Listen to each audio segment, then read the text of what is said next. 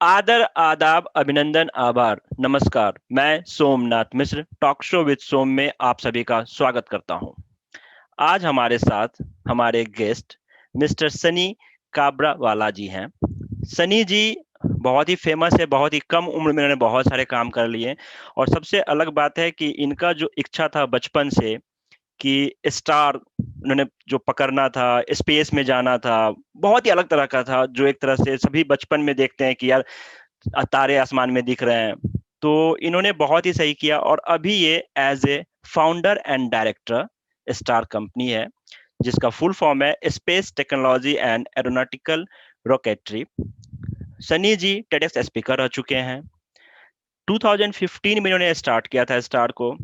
शुरुआती दिनों में कुछ फेलियर हुआ था, लेकिन उससे ना भागते हुए, उसको पीछे करते हुए, डेडिकेशन के साथ, पैशन के साथ, एक इनका था कि चलो सेल्फ पे कॉन्फिडेंस था कि नहीं मुझे ये करना है तो करना है, जो हमारे युवाओं के लिए बहुत जरूरी है। और इन्होंने इसको पूरा किया। तो ज्यादा समय ना लेते हुए मैं स्वागत करता हूँ सनी जी का। सनी जी, स्वागत है आपका टॉक शो विद सोम में। थैंक यू सो मच मुझे इस टॉक शो के लिए इनवाइट करने के लिए। और मैं काफ़ी एक्साइटेड हूँ आपके क्वेश्चंस के लिए भी। और मैं चाहता हूँ कि ज़्यादा से ज़्यादा स्टूडेंट इसको देखें ताकि जो भी एक्सपीरियंस है मेरा वो उनके साथ मैं शेयर करूँ तो वो भी लाइफ में कुछ सीखे। बहुत ही अच्छा आपका सोच है। तो सनी जी, आप अपने जर्नी के बारे में बताएं और स्टार को आपने कैसे स्टार्ट किया वो बताएं। सो मैं अपनी जर्नी के बारे में बताऊँ तो अ, बचपन से ही मुझे स्पेस रिलेटेड बहुत ही ज़्यादा इंटरेस्ट था। और जैसे हर एक बच्चा आप देखो इंडिया में वो कभी ना कभी एक बार तो अपनी लाइफ में सोचता है ये चाँद कैसे बना या ये यूनिवर्स कैसे बना? तो ये सारे क्वेश्चन्स उस वक़्त भी जब आते थे दिमाग में। और उससे क्यूरियोसिटी बहुत ही ज़्यादा बढ़ती गई। और हमारे इंडिया में लोग ये मानते हैं कि अगर आपको स्पेस साइंटिस्ट बनना है या तो आपको स्पेस इंजीनियर बनना है, तो आपको या तो एरोस्पेस इंजीनियरिंग करना पड़ेगा या तो फिर आपको कोई अच्छी से अच्छी कॉलेज में जाना पड़ेगा। बिल्कुल। तो उस वक़्त मैं भी वही सोचता था कि मुझे एरोस्पेस इंजीनियरिंग में एडमिशन लेना पड़ेगा या तो फिर कोई अच्छी से अच्छी कॉलेज में एडमिशन लेना पड़ेगा। बट देन मैं पढ़ाई में एवरेज स्टूडेंट था और मेरे मार्क्स इतने इनफ नहीं थे कि मैं कोई अच्छी से अच्छी कॉलेज में एडमिशन ले सकूँ या तो एरोस्पेस में एडमिशन मुझे मिल सके। जैसे बताऊँ तो 11th में मैं फिज़िक्स में फ़ेल हो गया था। अब उसकी वजह से मैं कोई ऐसी कॉलेज तो नहीं जा पाया जहाँ पे एरोस्पेस हो या तो फिर जो कॉलेज बहुत ही ज़्यादा फ़ेमस हो।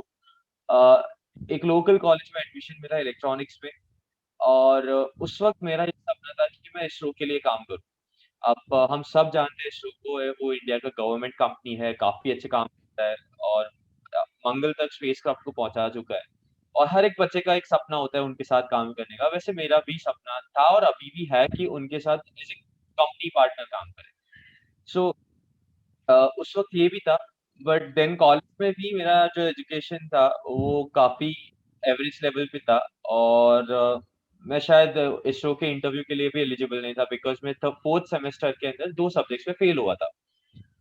उस पॉइंट पे मुझे एक चीज़ रियलाइज़ हुई कि मैं इसरो कभी भी अभी जॉइन नहीं कर पाऊँगा। और मेरे दिमाग में एक क्वेश्चन आया कि ऐसे इंडिया में कितने सारे बच्चे होंगे जिनको स्पेस पायनियर बनना है, इंजीनियर बनना है, साइंटिस्ट बनना है। बट कुछ ना कुछ रीज़न से वो नहीं कर पाते। वो होते हैं उनके मार्क्स या तो ग्रेड्स, हो सकते हैं उनके फाइनेंशियल प्रॉब्लम्स, वो उनके कोई और पर्सनल प्रॉब्लम्स भी हो सकते हैं। कोई गाइडेंस नहीं मिलना भी एक प्रॉब्लम हो गया उनके लिए। बिल्कुल। तो मैंने सोचा कि क्लब बनाते हैं जहाँ पे हम लोग छोटे-छोटे प्रोजेक्ट्स बनाएँगे, जो छोटे रॉकेट्स होंगे, छोटी सैटेलाइट्स होंगी, उनको बनाएँगे हमारे स्केल पे और थोड़ा-सा एक्सपीरियंस गेन करेंगे। तो वैसे हमने स्टार को एज़ अ रॉकेट क्लब शुरू किया था एक कॉलेज के अंदर, मेरे कॉलेज के अंदर 2015 में 5th नवंबर को। और तब हमने ये नहीं सोचा था कि ये फ्यूचर में इसको कंपनी बनाएँगे या तो फिर कभी इंटरनेशनल ग्रोथ करेंगे, कुछ भी नहीं था। एक ही पर्पस था कि स्टूडेंट्स के साथ मिलकर ये सारी चीज़ें बनाना, उनको एक अपॉर्च्युनिटी देना। सो ऐसे शुरुआत हुई थी स्टार की। बहुत ही सही। अ, जैसा कि आपने कहा कि स्टूडेंट्स के लिए करना था, ये शो भी हमारा स्टूडेंट्स के लिए है कि उनको जिस डोमेन में जाना हो, अपना करियर बनाएँ। और या तो जिनके पास फ्रेशर हो या थोड़ा बहुत एक्सपीरियंस हो, तो जो हमारे गेस्ट आते हैं, उनके अनुभवों से साझा करके, उनके एक्सपीरियंस को लेके अपने आप को आगे बढ़ाएँ। तो आप ये बताएँ, जैसे आपने कहा कि 2005 नवंबर 2015 को आपने स्टार्ट किया STAR. As a startup company, company नहीं कह सकते हैं, ऐसे स्टार्टअप ने किया, लेकिन अब तो बहुत बड़ी कंपनी बन चुकी है।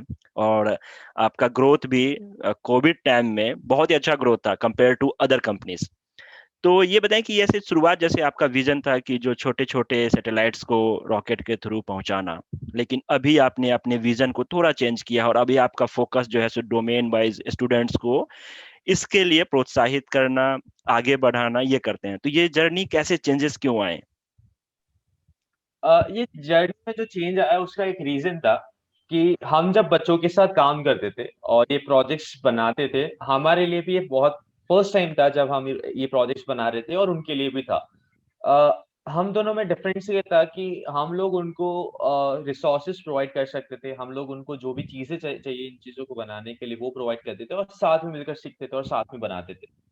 अब हुआ क्या कि हमने एक चीज नोटिस की कि स्टूडेंट्स को बहुत ज्यादा मजा आता था ऐसी चीजों पे काम करते हुए। अब सोमनाथ जी, अगर मैं आपको बताऊं तो जब आप पहली बार कोई चीज पे काम करते हो, स्पेशली स्पेस टेक्नोलॉजी की कोई चीज हो, तो उसमें फेलियर्स आने ही आने। आप पहली बार रॉकेट्स बनाओगे, सैटेलाइट्स बनाओगे, फेलियर्स आने ही आने। अब उस वक्त हमें ये लगता था कि फेलियर्स आने से स्टूडेंट्स को कितना दुख होगा, बट हमें कुछ और देखने को मिला। हमने ये देखा कि स्टूडेंट्स और ज्यादा मोटिवेट होते थे आगे काम करने के लिए, और उनको काफी मजा आता था और वो सेलिब्रेट करते थे अपने failures। तो हमें एक डिफरेंस पता चला कि ये ऐसा क्यों होता है। तो हमारा जो एजुकेशन सिस्टम है, वो कैसे होता है कि बच्चों को स्कूल जाने का या कॉलेज जाने का मन नहीं होता, बिकॉज हमें जो भी सिखाया जाता है वो बोर्ड के ऊपर सिखाया जाता है, और जो रियल लाइफ वो सबसे अलग होता है। अब आप इमेजिन करो, मैं आपको बता दूं कि रॉकेट ऐसे बनता है, ऐसे उड़ता है, आपने सीख लिया, खत्म। बट अगर मैं आपको दिखाऊं कि रॉकेट्स को हम ऐसे असेंबल करते हैं और ऐसे लॉन्च करते हैं, और लॉन्च करके भी दिखाऊं, अब आप सोचो आपको कितना मजा आएगा। और 4 दिन में आप अपना एक रॉकेट बना के आप खुद उसको लॉन्च करते हो, तो वो कोई और लेवल पे चला जाता है लर्निंग। बिल्कुल। तो वही चीज हमने देखी कि एरोस्पेस इंजीनियरिंग कॉलेजेस में एरोस्पेस तो सिखाया जाता है, बट एक्सपीरियंस नहीं दिया जाता। और हमने सोचा कि हम एक प्लेटफॉर्म है जहाँ पे स्टूडेंट्स को एक्सपीरियंस काफी अच्छा मिल सकता है, और हमारे पास डिमांड्स आती गई। पहले होता था कि सिर्फ सूरत के आसपास के जो सिटीज है जहाँ पे हम लोग, हमारी लेबोरेटरी है गुजरात में, वहां से सबके इंक्वायरीज आती थी।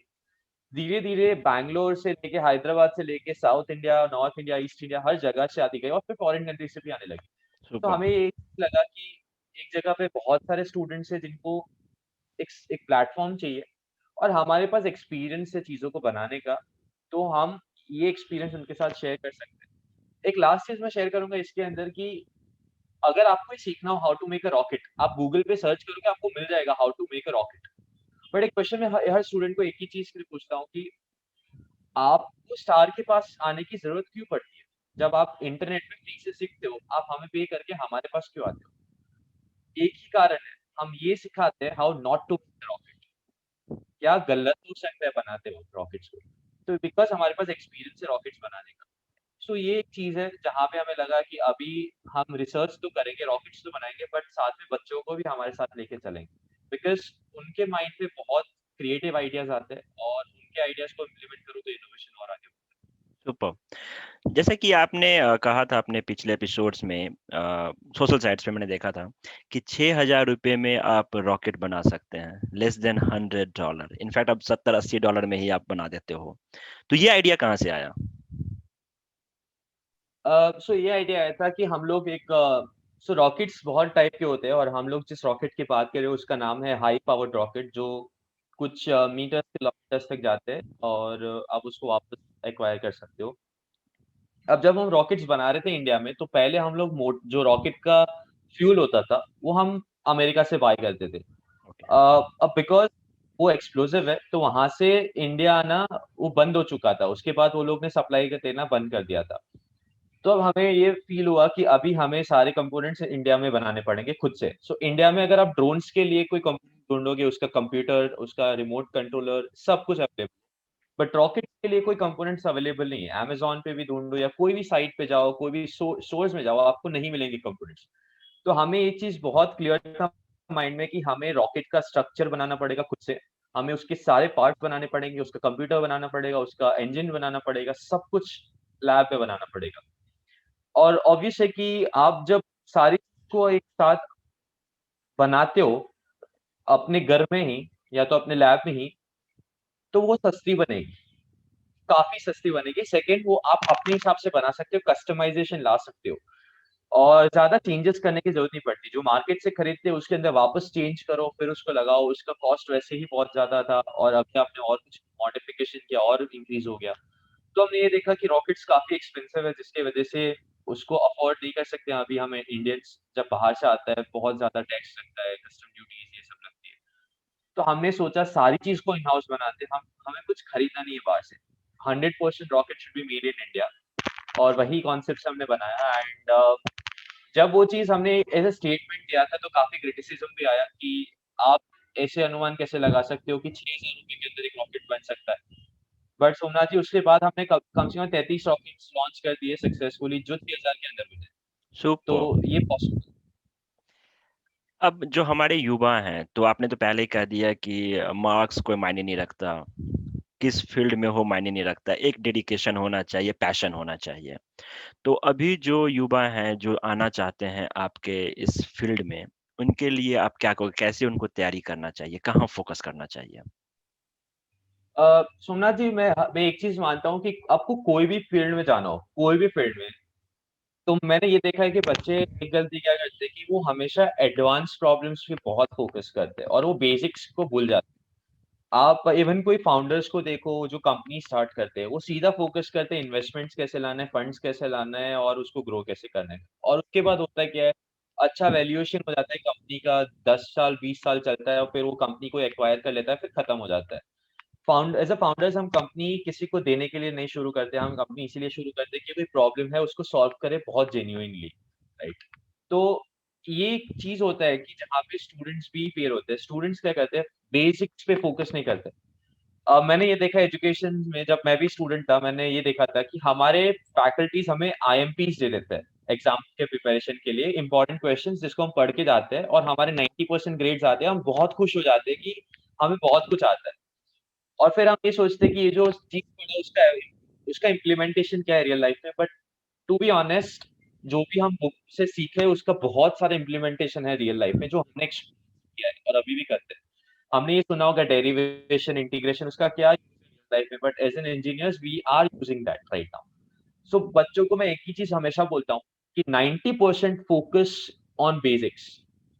अगर आपको बहुत कॉम्प्लेक्स, और इलॉन मस्क भी ये चीज़ मानते हैं और उसको नाम भी दिया गया, उसको बोलते हैं वो फर्स्ट प्रिंसिपल मेथड, कि अगर आपको कोई बहुत बड़ा प्रॉब्लम दे दिया गया हो, चैलेंज दे दिया गया हो, आप 90% फोकस करो उसके बेसिक्स पे। इसका सॉल्यूशन उसके बेसिक्स के अंदर ही छिपा है एंड अगर आप बेसिक्स से बहुत ज़्यादा क्लियर हो, तो आप एडवांस प्रॉब्लम्स को बहुत अच्छे से सॉल्व कर सकते हो। और बेसिक्स अगर आपको इस इंडस्ट्री में आना है, रॉकेट्स एंड सैटेलाइट्स के, तो आपका बेसिक्स मैथ एंड फिज़िक्स में बहुत ज़्यादा स्ट्रॉन्ग होना चाहिए। बेसिक्स का मतलब मैं ये नहीं बोल रहा कि आपको इक्वेशंस पता होना चाहिए कि force equals to mass, but एक फोर्स जनरेट कैसे होता है, एक वजन के कारण फोर्स क्यों चेंज होता है, ये सारी चीज़ अगर आपको पता है, तो आप इस इंडस्ट्री में काफ़ी अच्छे से ग्रो कर सकते हो, कोई भी इंडस्ट्री में ग्रो कर सकते हो। ओके। तो आप जो स्टूडेंट्स को अपने यहाँ सिखाते हैं, फिर उनका प्लेसमेंट भी खुद के यहाँ करते हैं या बाहर करते हैं? कैसे होता है उनका प्लेसमेंट्स? सो इट डिपेंड करता है। पहला तो ये होता है कि जो स्टूडेंट्स हमारे पास आते हैं, वो ज़्यादातर प्लेसमेंट्स के लिए नहीं आते। हमारे इधर जो स्टूडेंट्स आते हैं, वो सीखने के लिए आते हैं और फिर वो खुद की कंपनी स्टार्ट करते हैं। सो हमने देखा है कि बहुत कम स्टूडेंट्स हैं जिनका प्लेसमेंट होता है, बट ज़्यादा स्टूडेंट्स अपनी कंपनी स्टार्ट करते हैं, वो इस इंडस्ट्री के अंदर ही स्टार्ट करते हैं। उनको भी फ़ील होता है कि बहुत सारे स्टूडेंट्स हैं जिनको सीखना है और बिकॉज़ उनके पास नॉलेज है, तो वो सिखाने के लिए वो भी अपनी कंपनी स्टार्ट करते हैं और उसके अंदर हम भी हेल्प करते हैं उनको। सेकंड कि बहुत कुछ ऐसे स्टूडेंट्स होते हैं जिनको हमारे वहाँ पे अगर रिक्वायरमेंट्स होती है, तो वहाँ पे प्लेस हो जाते हैं। लाइक पैंडेमिक में वैसे 12 लोगों को हायर किया था जो हम हमारे इधर ही उन्होंने सर्विस किया था एंड देन दे जॉइन्ड अस। तो बिकॉज़ उनको भी पता है कि हमारा वर्किंग कल्चर कैसा है, 30 दिन के लिए उन्होंने हमारा कोर्स अटेंड किया था, हमारी टीम्स के साथ काम किया था। उनको पता है हमारा कल्चर कैसे है, हमें पता है वो कैसे है, तो वैसे वो लोग टीम में इन्वॉल्व हो सकते हैं ईज़िली। तो उस हिसाब से हम हेल्प करते हैं। थर्ड होता है कि अगर और दूसरे जो स्टूडेंट्स होते हैं उनको फॉरेन कंट्रीज़ में या तो कोई और कॉलेजेस में मास्टर्स के लिए जाना होता है, तो उनको उसमें भी हम हेल्प करते हैं कि उनको जो भी चाहिए रिक्वायरमेंट्स होती है, इंटरव्यू क्लियर करने के लिए, तो वो सारी चीज़ें भी हम लोग उनको हेल्प करते हैं। लाइक उसकी कोई चार्जेज़ या कोई भी, ये कोई बिज़नेस मॉडल नहीं है हमारा। It's just a give back to the society. Students community ने 5 साल बहुत किया, तो हम ये सब जेन्युइनली एक छोटा-सा हेल्प करते हैं उनको थ्रू आवर एक्सपीरियंसेस। ओके। आपने जैसे बताया कि आपके यहाँ जो स्टूडेंट्स आते हैं वो खुद का अपना बिजनेस करते हैं, तो आप थोड़ा सा दर्शकों को बताएं खुद का बिजनेस करने के लिए कितना पैसा चाहिए, क्या स्पेस चाहिए, जो भी मिनिमम क्राइटेरिया कह लो, जो प्रीरिक्विजिट बोलते हैं, वो क्या क्या होना चाहिए? अ, बहुत अच्छी बात क्या है कि अगर जब आप एजुकेशन बेस्ड कोई स्टार्टअप करते हो तो पैसा तो पहले बिल्कुल भी नहीं चाहिए। First thing you need is a problem. मैंने देखा है कि लोग स्टार्ट करते हैं स्टार्टअप को with just an idea, but idea तो सेकेंडरी हो गया, पहला होता है प्रॉब्लम। जैसे आपने ये टॉक शो को शुरू किया और आपने जो चीज़ बताया कि कुछ स्टूडेंट्स है विलेजेस में है या कोई ऐसे एरिया में जहाँ पे उनको एक्सपोज़र नहीं मिलता, जिनको एक्सपोज़र देने के लिए आपने ये टॉक शो शुरू करेक्ट। किया। So you have got a purpose, right? अब बच्चे क्या करते हैं कि या कोई भी फाउंडर ऐसे जो होते हैं मोस्ट ऑफ वो क्या करते हैं, कोई चीज़ फैसिनेटिंग लगी इसलिए कर दिया, जो एक बहुत गलत तरीका है। उससे आप लॉन्ग टर्म नहीं जा सकते। बट जब आपने पहला प्रॉब्लम ढूँढा, तो आपको पता है कि आपका पर्पस क्या है अभी। देन आप उसके मल्टीपल सॉल्यूशंस निकालो कि आपको कैसे सॉल्व करना है। अब ये चीज़ मैं एक ऐप बना लेता स्टार का और ऐप बनाता तो मैं मिलियंस ऑफ मिलियंस रुपीज़ में अर्न कर सकता था, रिकॉर्डेड लेक्चर्स के थ्रू। बट मुझे पता है कि सालों से इंडिया का जो एजुकेशन है, गुरुकुल था, उसके पहले भी जो हमारी तक्षशिला है, फिर नालंदा यूनिवर्सिटी, वहाँ पे क्या होता है कि फेस टू फेस होता है। टीचर और स्टूडेंट का एक रिलेशन बनता है। टीचर और स्टूडेंट्स एक-दूसरे को समझते हैं, उनके टेक्निक समझते हैं और फिर वो सीखते हैं। मेडिटेशंस होते हैं, बहुत सारी चीज़ें होती हैं। ये सारा ऐप में नहीं हो सकता। सो हमारे पास भी वही ऑप्शन था कि या तो एक ऐप बना दो, मिलियंस ऑफ डॉलर्स कर लो और फिर एक्वायर करवा दो किसी के पास, या तो फिर कम स्टूडेंट्स तक पहुँचो, अच्छा-सा इम्पैक्ट क्रिएट करो। और हमने यही ऑप्शन चुना कि कम बच्चों के पास जाओ और अच्छा-सा एक इम्पैक्ट क्रिएट करो। और इसीलिए मैं बोलता हूँ पहले प्रॉब्लम फिर आइडिया, उसके बाद आता है टीम। ओके, टीम तब आएगी जब आपके पास पर्पस, विज़न एंड मिशन होगा। टीम आने के बाद आपको अभी डिफरेंट स्ट्रैटेजीज़ ट्राई करनी है टू ग्रो। आपको एक रोड मैप बनाना है और एक 5 साल का विज़न बनाना है कि आपको कहाँ तक पहुँचना है, और विज़न शुड बी समथिंग जो आपको लगे ये बहुत इम्पॉसिबल है। मैंने देखे कुछ लोग विज़न बनाते हैं कि 10,000 स्टूडेंट्स तक पहुँचना है, अब वो पॉसिबल चीज़ है। आप ये सोचो ये 10 लाख स्टूडेंट्स तक कैसे पहुँचा जाए 5 साल में? तो वो होता है एक एक्चुअल विज़न जो आपको लगे इम्पॉसिबल। तो एक विज़न होना चाहिए। और फंडिंग्स एंड इन्वेस्टमेंट का काम एक कंपनी चलाना, सॉरी, कंपनी को टिकाना नहीं होता है, उसका काम होता है कंपनी को ग्रो करना। सस्टेन करने के लिए फंडिंग्स नहीं होने चाहिए, सस्टेन करने के लिए कस्टमर्स होने चाहिए आपके पास। उसको ग्रो करने के लिए आपके पास, स्केल अप करने के लिए आपके पास फंडिंग होना चाहिए। ओके, तो वो आप कोई एक्सटर्नल इन्वेस्टर भी ला सकते हो या तो आपने जो रेवेन्यू जनरेट किया उससे भी आप ग्रो कर सकते हो। सो ये एक तरीका है जो कंपनी ग्रो करने का। ओके। ओके। तभी मिनिमम एक अमाउंट कुछ जैसे मान लो जानना चाह रहे हो कि मिनिमम अमाउंट क्या होता है स्टार्ट करने के लिए? तो मैं आपको एक बहुत अच्छा सा एग्जांपल दूँ अभी, कि मान लो मुझे अच्छे से रॉकेट साइंस आता है और मैं एक अच्छा कम्युनिकेटर भी हूँ। Okay, every teacher needs to be good communicator first. Okay, कोई नॉलेज के साथ टीचर नहीं बन सकता, बट नॉलेज को कैसे डिलीवर करना है ये समझ किसको हो तो वो अच्छा से अच्छा टीचर बन सकता है। अगर वो नॉलेज मेरे पास है और मैं एक ज़ूम या तो मैं गूगल मीट के ऊपर एक स्टूडेंट को बुलाता हूँ और उसको बोलता हूँ मैं 2 दिन का एक लेक्चर लूँगा जिसमें आपको जितना भी रॉकेट साइंस सीखना है मैं सिखाऊँगा, और आप मुझे ₹100 पे करना। और अगर आपको कुछ भी नया नहीं सीखा तो आप मुझे कुछ भी पे मत करना। अब अगर मान लो उसको कुछ भी नहीं समझ में आया, कुछ भी नहीं पे किया, मेरा कितना लॉस हुआ? Zero loss.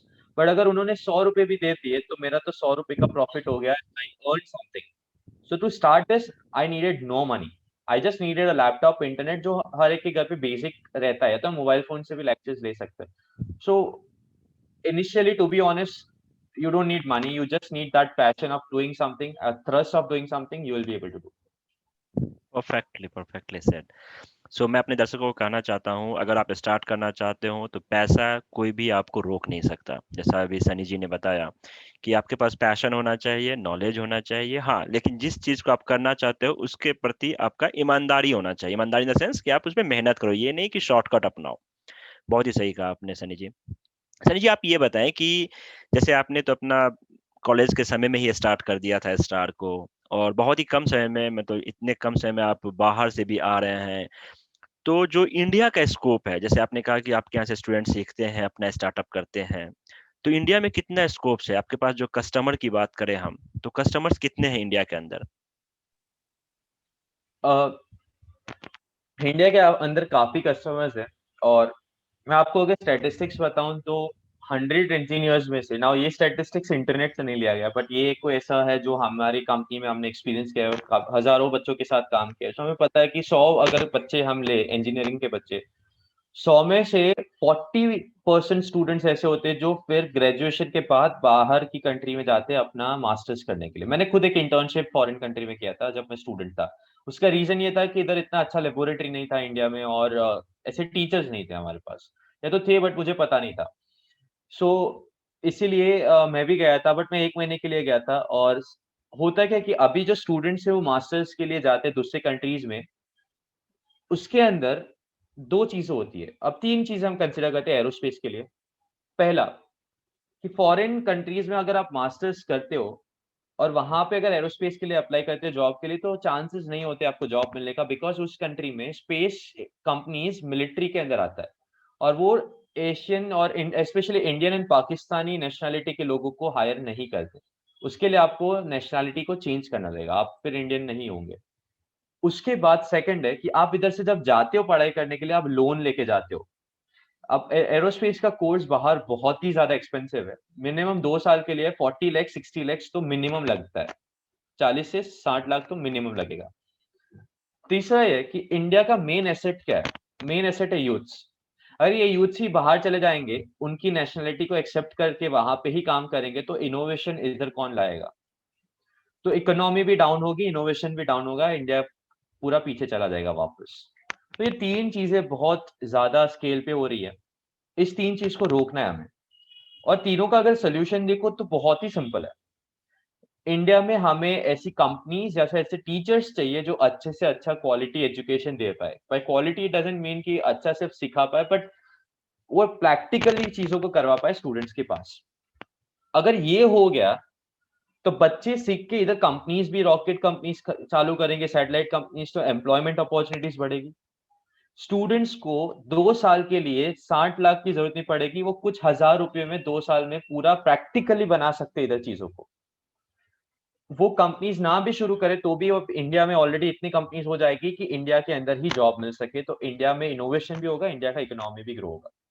तीनों 3 प्रॉब्लम सॉल्व होते हैं just by having teachers, good teachers and good teaching techniques in India. एक ही सॉल्यूशन है। अब बिकॉज़ कि इसके ऊपर ज़्यादा फ़ोकस नहीं हो कर रहे कोई, तो आपके पास स्कोप बहुत ही ज़्यादा है। तो जो गिने-चुने पहले 5 या 10 लोग होंगे, उनके पास बहुत बड़ा मार्केट है, बहुत बड़ा ट्रेज़र है, जो उसको पहले ले लेगा, उनके पास आ जाएगा। Okay, okay. तो हम जो जैसे आप रॉकेट बनाते हैं, तो हमारा रॉकेट ये जैसे गवर्नमेंट भी बनाती है, अपने पास इसरो जैसे आपने बताया था, होल है। तो इसमें कैसे चेंजेज़ हैं? मतलब क्या-क्या डिफरेंसेज़ हैं? आपके लिए आसान है काम करना? पॉलिसीज़ वाइज़ बात कर रहा हूँ मैं, या फिर टफ है? हम लोग जो रॉकेट्स बनाते हैं, वो तो रिसर्च लेवल के होते हैं। अगर आपने कोई आर्मी का रॉकेट लॉन्चर में से रॉकेट अगर देखा होगा, तो वो 1.5 मीटर या 1 मीटर जितना बड़ा होता है, और वही सिमिलर रॉकेट हम बनाते हैं। बट हम डिफेंस के लिए नहीं बनाते, हम लोग सिर्फ रिसर्च और एजुकेशन पर्पज़ के लिए बनाते हैं।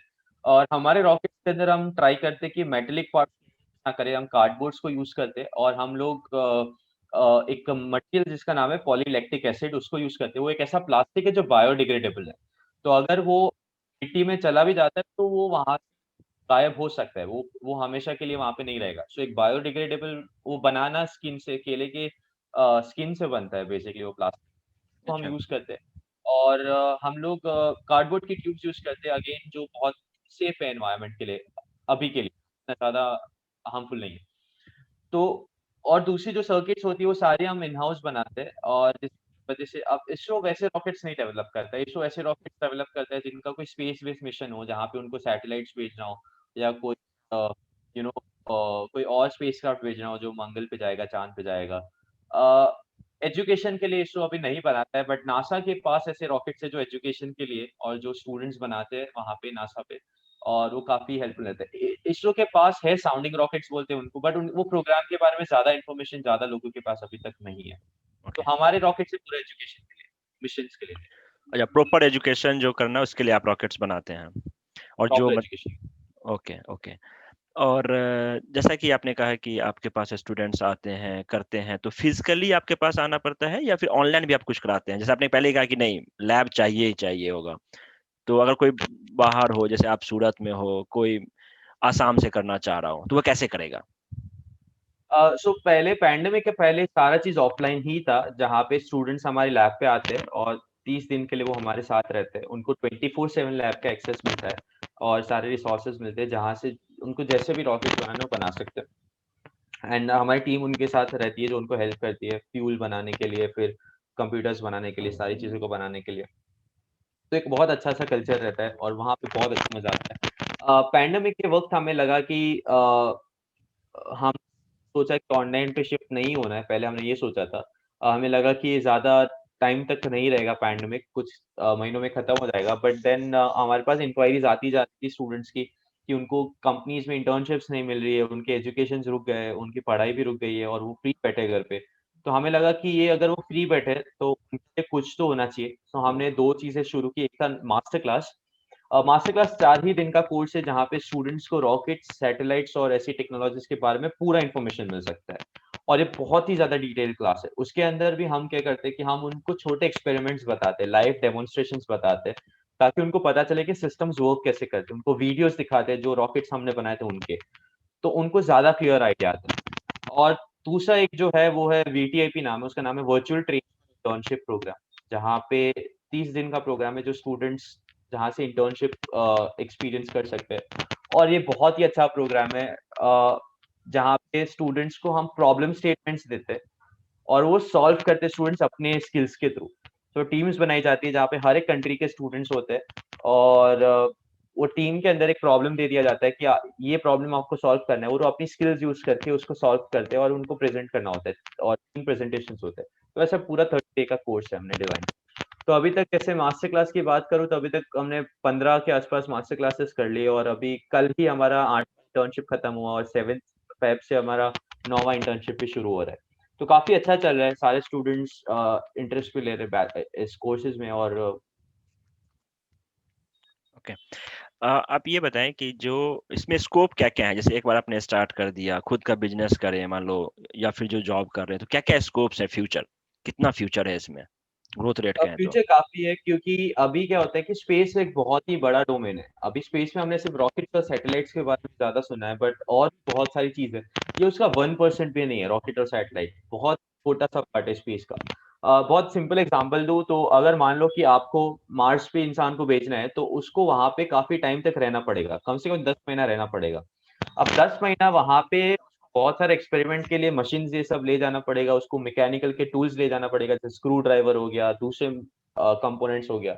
अब इससे तो रॉकेट का वज़न बहुत हैवी हो जाएगा, तो इतना सारा ले जाए उससे अच्छा है कि वो एक छोटा-सा 3D प्रिंटर ले जाए, जो वहाँ के मार्स की मिट्टी से वो सारे कंपोनेंट्स को प्रिंट कर सके और बना सके वहाँ पे। तो उसको एक सिर्फ़ प्रिंटर ले जाना है और बाकी सारे कंपोनेंट्स वहाँ पे अपने आप बन सकते हैं।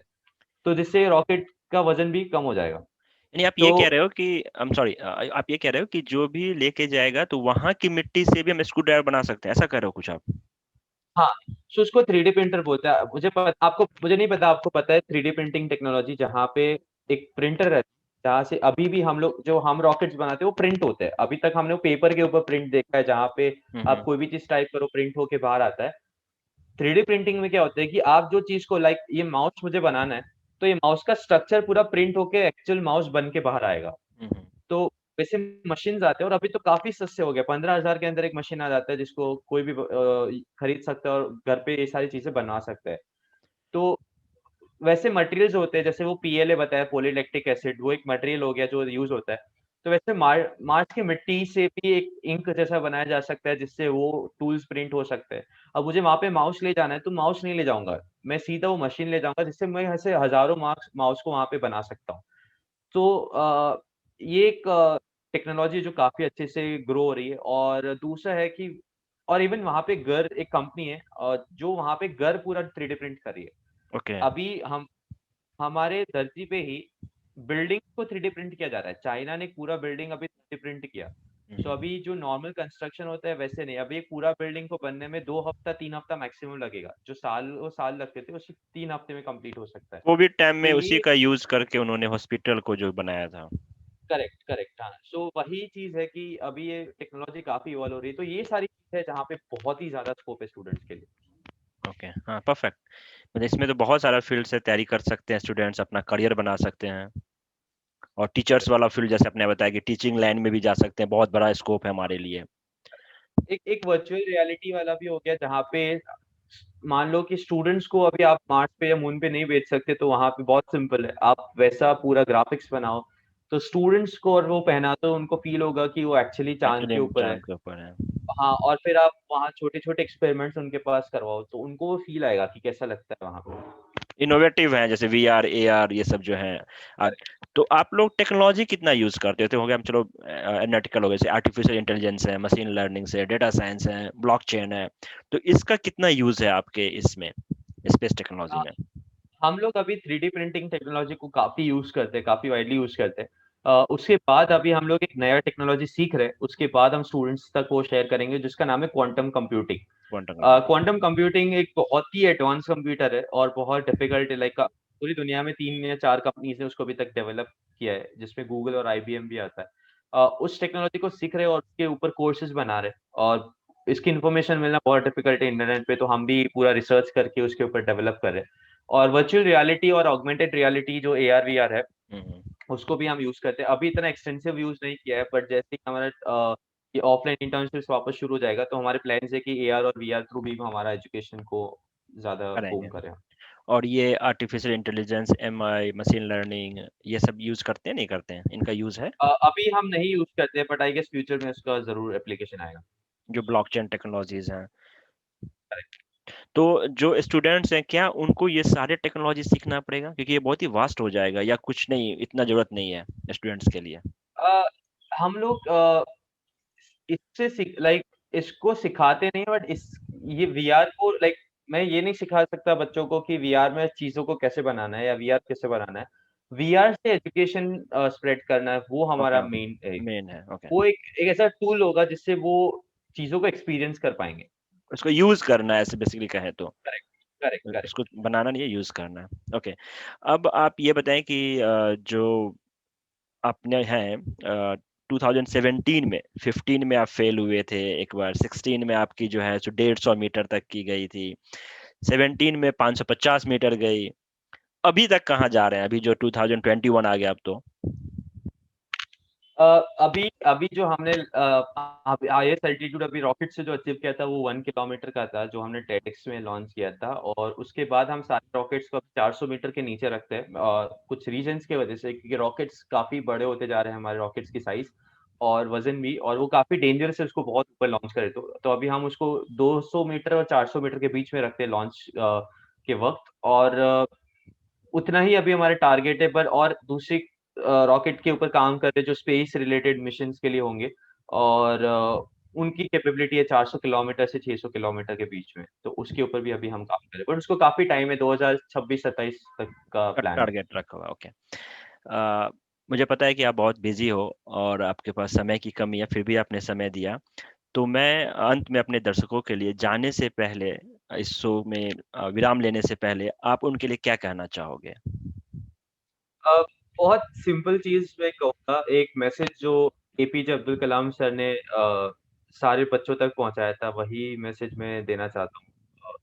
पहला है कि सब स्टूडेंट्स को उनकी लाइफ में क्या करना है उनको पता होना चाहिए, उनको फिगर आउट करना चाहिए, और ये देख के नहीं कि कौन कितना फेमस हो रहा है, कौन-सी इंडस्ट्री में, बट ये देख के कि आपको किसमें मज़ा आता है, क्योंकि अल्टीमेटली लाइफ में हैप्पी रहना ही तो एक गोल होना चाहिए। तो you should have a dream, पहला है कि एक ड्रीम बना लो लाइफ में, और ड्रीम का इम्पोर्टेंस क्यों है? मान लो कि अ, सोमनाथ जी को मिलने के लिए मैं जा रहा हूँ उनके सिटी में, तो और मैं उनको उनका एड्रेस ना पूछूँ, तो मैं क्या करूँगा कि उनकी सिटी जाके सबको पूछता रहूँगा, सोमनाथ जी कहाँ पे रहते हैं, कहाँ पे रहते हैं? और मैं सारे रोड्स को ट्राई करूँगा, तो क्या होगा कि मेरा टाइम भी वेस्ट होगा, मेरा एनर्जी भी वेस्ट होगा। बट सीधा अगर उनको पूछ लूँ कहाँ पे आना है, मुझे एड्रेस मिल जाएगा, तो मैं वहाँ तक पहुँच पाऊँगा। तो टाइम भी बचेगा, एनर्जी भी बचेगा, फ्यूल भी बचेगा। तो ड्रीम एक्चुअली आपकी लाइफ को एक डायरेक्शन देता है। सेकंड है कि हार्ड वर्क। अ, मैंने देखा है बच्चों में आजकल स्मार्ट वर्क का बहुत कॉन्सेप्ट चल रहा है कि भाई वर्क स्मार्ट, बट एक चीज़ बहुत क्लियर है कि स्मार्ट वर्क करने के लिए आपको स्मार्ट बनना पड़ेगा, और स्मार्ट बनने के लिए आपको हार्ड वर्क करना पड़ेगा, बहुत सालों तक। हम जितने भी लोगों को देखते हैं कि जो स्मार्ट वर्क करते हैं, उनके पास कुछ सालों का एक्सपीरियंस होता है, जिसके वजह से वो इतना तेजी से अभी काम कर पाते हैं। तो वो भी हमें सीखना है कि ये ऐसा टाइम है जहाँ पे हम अपना एक दिन का 12 से 14 घंटा हम इन्वेस्ट कर सकते हैं हमारे ड्रीम में, और ये हमें करना भी चाहिए। अ, अ, और काफ़ी, और जब आप सही में आपको जो पसंद है वही काम करते हो तो आपको मज़ा आता है, आपको कभी स्ट्रेस भी फ़ील नहीं होगा। Correct, correct. तीसरा है कि परसिवरेंस। एक चीज़ मान लो, लाइक स्टूडेंट, अब बहुत पेरेंट्स हमें पूछते हैं कि सर स्ट्रगल किसमें कम है? स्ट्रगल हर एक इंडस्ट्री के अंदर है। ऐसा नहीं कि स्पेस में ज़्यादा स्ट्रगल है, आर्ट्स में भी स्ट्रगल है, स्पोर्ट्स में भी स्ट्रगल है, हर एक इंडस्ट्री में स्ट्रगल है। आपको सिलेक्ट करना है कि आपको कौन-सी इंडस्ट्री में स्ट्रगल फेस करना पसंद है। और फेलियर्स आएँगे, बट वही तो हमें एन्जॉय करना है। वहीं से तो सीखना है, वहीं से हमें उठना है और वापस काम करना है। और लास्ट चीज़ है जिसको मैं द मिलियन डॉलर क्वेश्चन पूछ बोलता हूँ हमेशा, वो ये कि जब भी हम फेसबुक को देखते हैं तो हमें मार्क ज़करबर्ग याद आते हैं, जब भी एप्पल कंपनी को देखते हैं तो स्टीव जॉब्स हमारे दिमाग में आते हैं, जब भी हम माइक्रोसॉफ्ट देखते हैं तो बिल गेट्स दिमाग में आते हैं, और मिसाइल्स को देख के अब्दुल कलाम सर माइंड में आते हैं। हर एक स्टूडेंट को ये क्वेश्चन खुद से पूछना है कि वो ऐसी कौन-सी चीज़ है जिसके लिए वो जाएँगे इस दुनिया में। अगर इनका आंसर मिल गया, so you will find your passion and then you have a very happy life. So thank you. Thank you, आप।